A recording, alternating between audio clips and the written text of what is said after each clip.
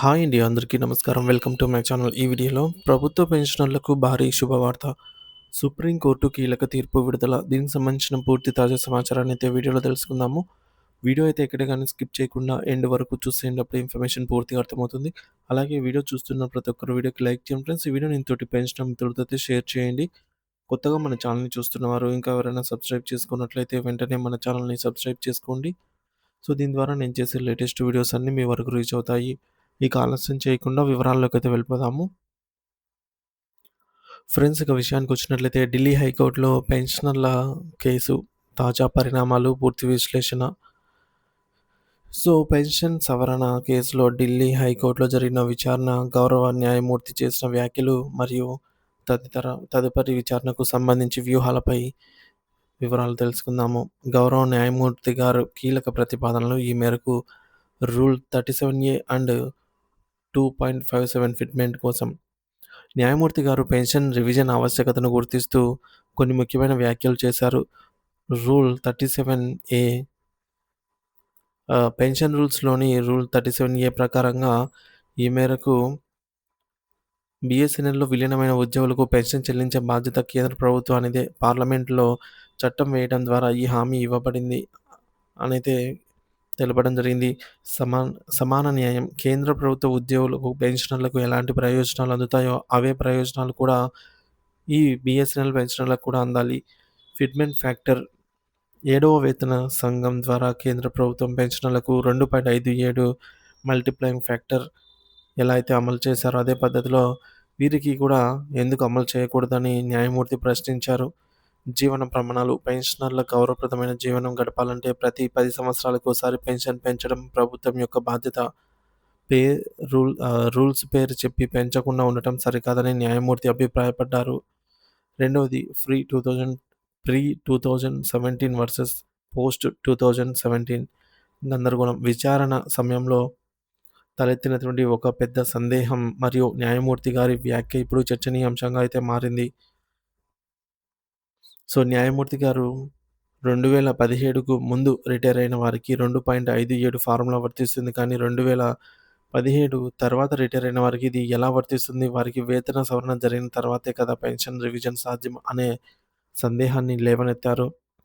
ఇకపోతే ఒకే సంస్థలో పనిచేసిన పెన్షనర్లలో 2017కు ముందు వారికి ఒక న్యాయం, తర్వాత వారికి మరొక న్యాయం ఉండటం సాధ్యమేనా? దీనివల్ల కొత్త న్యాయపరమైన చిక్కులు వస్తాయి కదా!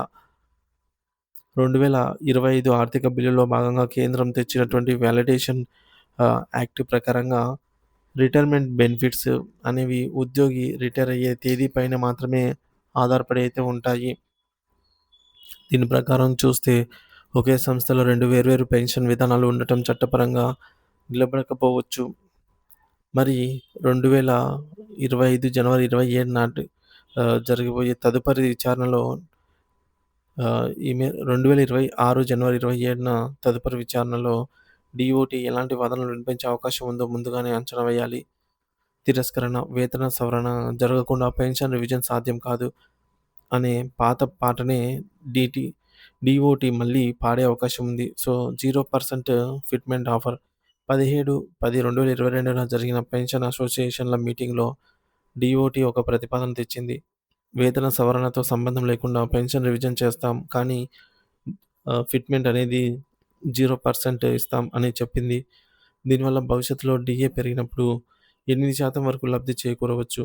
ఈ యొక్క పాత ప్రతిపాదనను కోర్టు ముందు ఉంచే అవకాశం ఉంది. వాలిడేషన్ యాక్ట్ అస్త్రం. డీఓటీ వాలిడేషన్ యాక్ట్‌లను అడ్డం పెట్టుకొని చట్ట ప్రకారం తేదీలు చూపలేము కాబట్టి ప్రస్తుతం రివిజన్ అనేది సాధ్యం కాదనైతే వాదించవచ్చు. పెన్షన్ అసోసియేషన్ లాయర్లు ఎలా సిద్ధం కావాలి అంటే, డీఓటీ వాదనను తిప్పికొట్టడానికి పెన్షనర్ల లాయర్లు ఈ క్రింది అంశాలపైన బలంగా సిద్ధం కావాల్సి ఉంటుంది. Notional fixation. మనకు 2017 తర్వాత రిటైర్ అయిన వారికి వేతన సవరణ జరగకపోయినా వారి బేసిక్ పేను నోషనల్‌గా పెంచి దాని ఆధారంగా పెన్షన్‌ను ఇవ్వవచ్చు. గతంలో జరిగింది. ఈ 78.2% ఐడీఏ మెర్జర్ విషయంలో అరియర్స్ ఇవ్వకుండా నోషనల్‌గా బేసిక్ పెంచి పెన్షన్ అయితే చెల్లించారు. అప్పుడు department of pension and pensioners welfare నుండి ఒక ప్రత్యేక అనుమతి కూడా తీసుకున్నారు. సో, ఇప్పుడు కూడా అదే పద్ధతిని పాటించవచ్చు. గతంలో అనుమతితో సరిపోతుందని చెప్పిన డీఓటీ ఇప్పుడు రూల్స్ మార్చాలని అఫిడవిట్ లాయర్లను ఇవ్వడాన్ని లాయర్లు ప్రశ్నించారు. ఇక తదుపరి చర్యలు. సో, మనకు 2026 జనవరి 20న జరగబోయే విచారణ అనేది చాలా కీలకమండి.